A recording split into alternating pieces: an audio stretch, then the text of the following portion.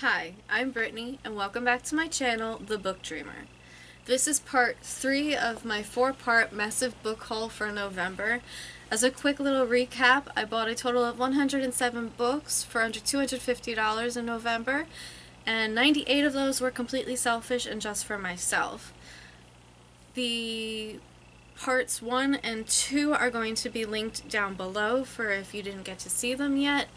Check them out. And the books that are going to be featured in this haul video I bought from a local thrift store that has a special deal where you get a bag of books for $2. So let's get started.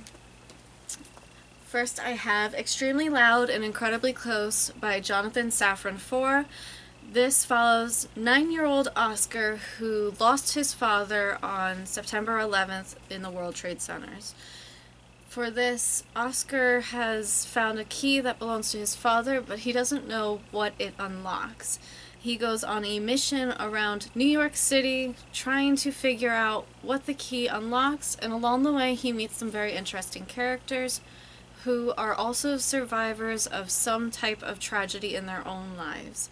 This seems like a very interesting tale about what it's like to live on the other side after a tragedy strikes, and I've heard very good things about it. Next I have Where'd You Go Bernadette by Maria Semple. This follows 15-year-old B. B has earned a family trip to Antarctica after getting perfect grades in school.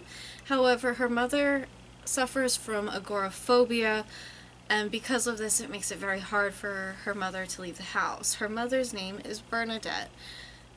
When a family tragedy strikes, B is left searching for her mother and trying to piece together all that she knows about her mother through emails, notes, memos, whatever she can find, and she ends up finding out that her mother has a secret past that she never even knew about.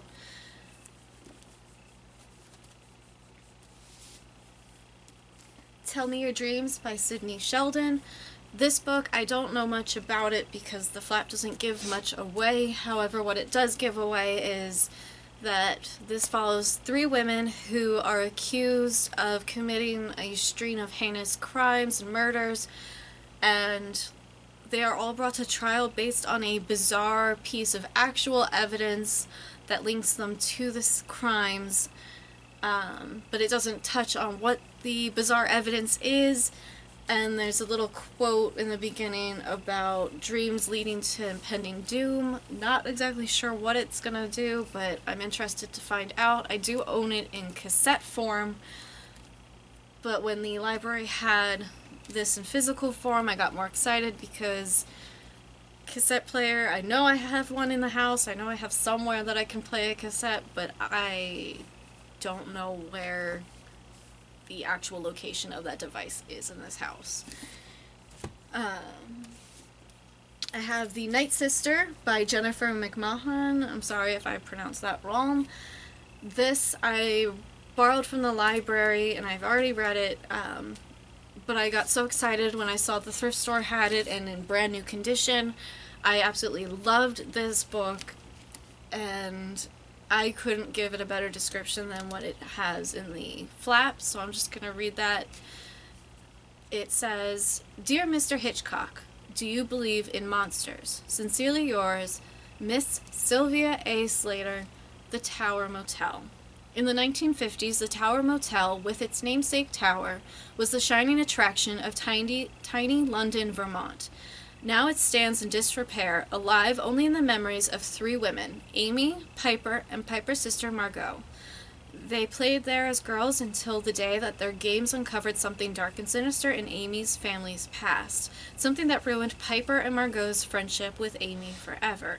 As adults, Piper and Margot have done everything they can to move on. Piper lives in California, while Margot has devoted herself to studying local history and starting a family. Until one day, Piper receives a panicked call from Margot. Amy and her family are dead, supposedly killed by Amy's own hand. And before she died, Amy scrawled a message that the 2 sisters know was meant for them. 29 rooms. Suddenly, Margot and Piper are forced to revisit that fateful summer when they found a packed suitcase and haunting letters that once belonged to Sylvie Slater. Amy always claimed that her aunt had run away to Hollywood to live out her dream of becoming Hitchcock's next blonde bombshell of a leading lady, but the truth is much more complicated. As they investigate, a new story unfolds, one of Sylvie and Rose, two sisters who lived in the motel during its heyday, and one sister who carries a secret that will haunt the generations to come. This is a psychological thriller that has a surprise supernatural element in it, and I don't want to spoil it because it would ruin the entire novel. Lullaby by Claire Sieber. This follows Jess, who is a typical mom. She and her husband take their 8-month-old son out on a walk, and suddenly her husband and child disappear. This is her frantic search to try to figure out where they disappeared to, and as they are searching, Jess ends up finding out that the people closest to her aren't actually who they seem.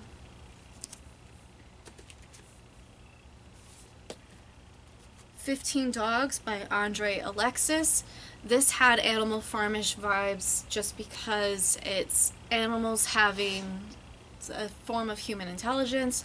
Hermes and Apollo make a bet about what animals would be like if they had human intelligence, and they choose 15 dogs from a Toronto vet clinic to experiment with. The dogs that they choose, some enjoy the new life that they have with human emotions and intellect and skills.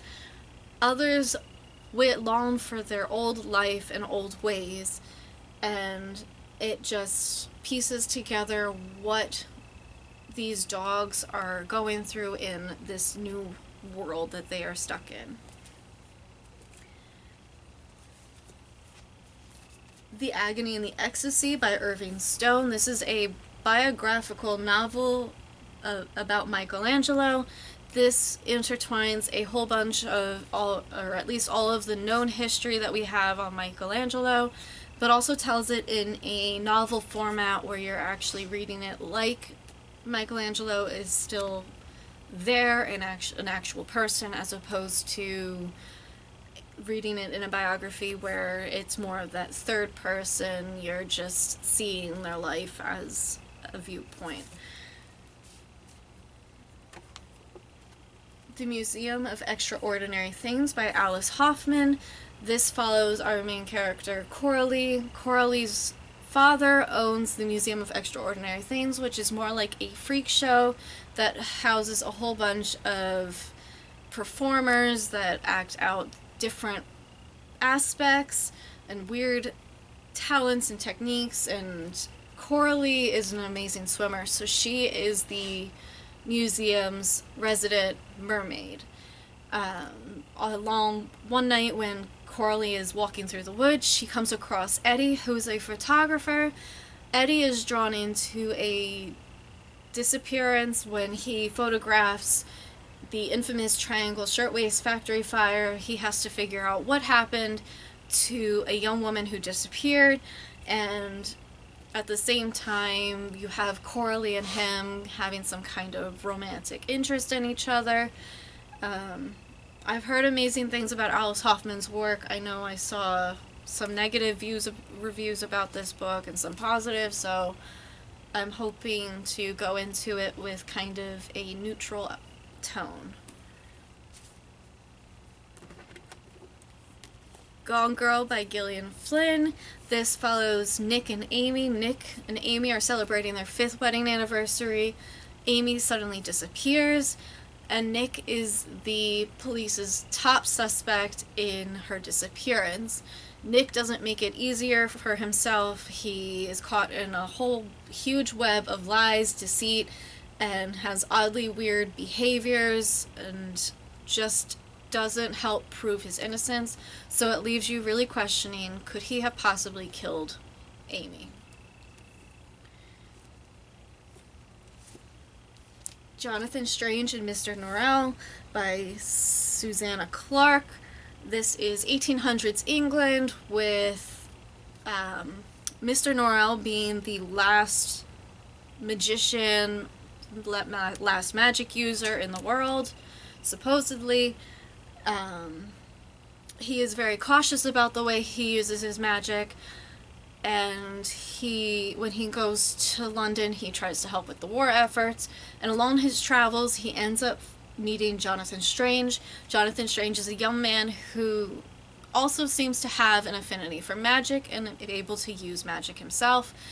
Mr. Norrell takes Jonathan on as an apprentice, but Jonathan, unlike Mr. Norrell, is very interested in using his magic and pursuing more knowledge on the original founder of magic, which is the 12th century Raven King.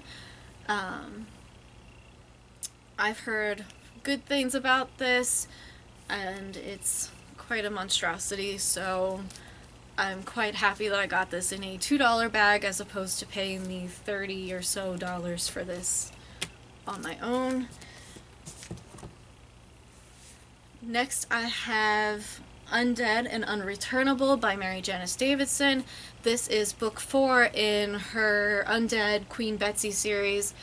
The Undead Queen Betsy series kind of reminds me of a mix or cross between Charlene Harris's Sookie Stackhouse series and Janet Ivanovich's Stephanie Plum series, where there's mystery, there's vampires, there's a bumbling protagonist who is just trying to live her life while trying to also make money and live happily. And it's amazing, it's funny, just like Janet Ivanovich's books. It really... I loved the first 2 books, so I'm hoping I'll get at least the 3rd book from the library so I can continue with this series. Next I have Day Watch by, oh gosh, I hope I don't butcher this, but Sergei Lukyanenko. I'm so sorry if I butchered that. This is book 2 in the Night Watch trilogy. I do have book 1, which is Night Watch. This I haven't read, but I'm interested in it. This follows a good versus bad, light versus dark kind of telling. The Night Watch looks over the supernatural elements and the different nocturnal activity that happens in the supernatural communities at night, while the Day Watch overlooks during the day.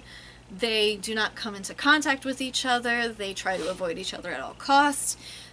There's a group called Others who have to align themselves with the light or the dark, and there's a young woman who is cursed and has not aligned herself at all, and she is a woman that both sides are willing to go to war over. Monster High by Lissy Harrison. This is the first book in her Monster High series. This starts off with Frankie Stein. Frankie Stein has just been animated. She is starting to attend a high school and is trying to pass herself as normal, or as she refers to normal people as normies. In order for her to really fit in and become accepted, however, she has to rely on another new girl who is looked at as the most beautiful and most popular in the school, and this other new girl is Melody, who has just moved to this town after living in Beverly Hills 90210 and having a whole bunch of plastic surgery, so she feels like her popularity and beauty is nothing but a fraud. Kiss Me, Kill Me by Lauren Henderson. This is the first book in the Scarlet Wakefield series. Scarlet is a teenage girl who is starting to attend a new high school after she left her previous high school. She left her previous high school because of the rumors and speculations that circled around after she went to a party and the first boy she ever kissed suffocated and died in her arms.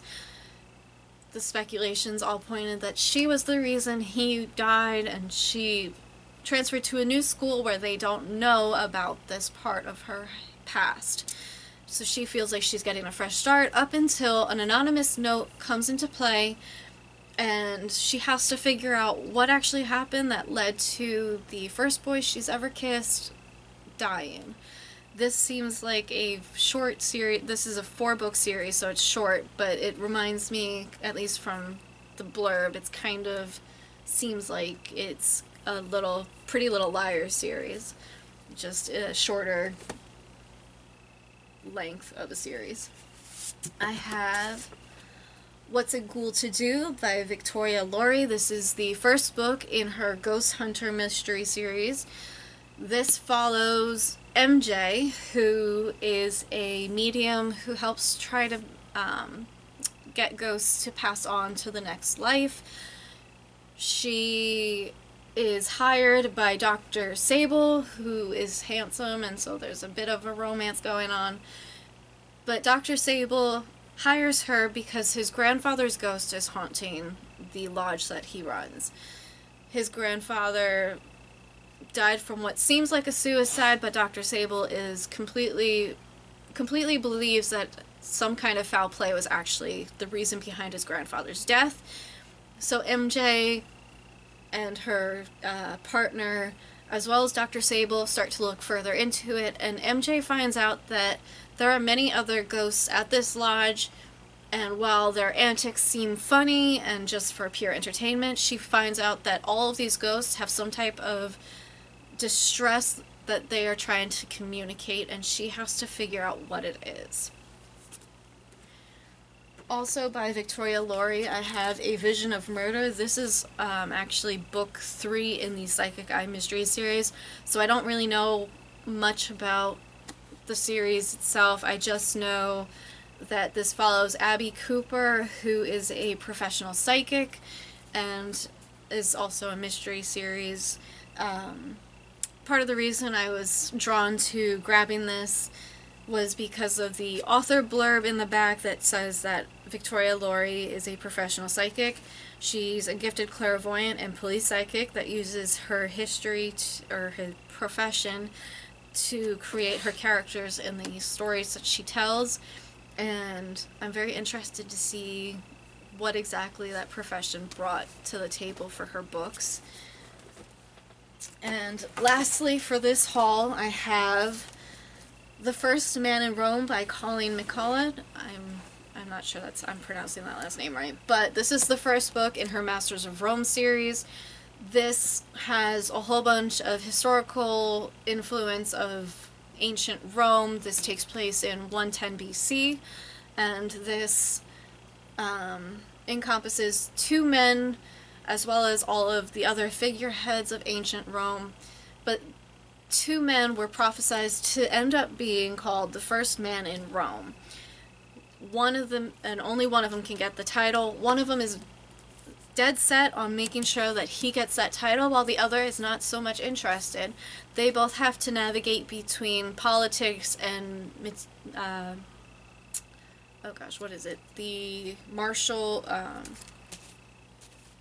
politics and military worlds, and just trying to navigate to become the first man in Rome and earn this title. So that's it for part 3 of this 4-part book haul. Leave a comment below about any of these books, if you've read them, what you thought of them, if there's any books that I should move up and start reading right away. Let me know what you think. Thanks for watching, and I'll see you all next time.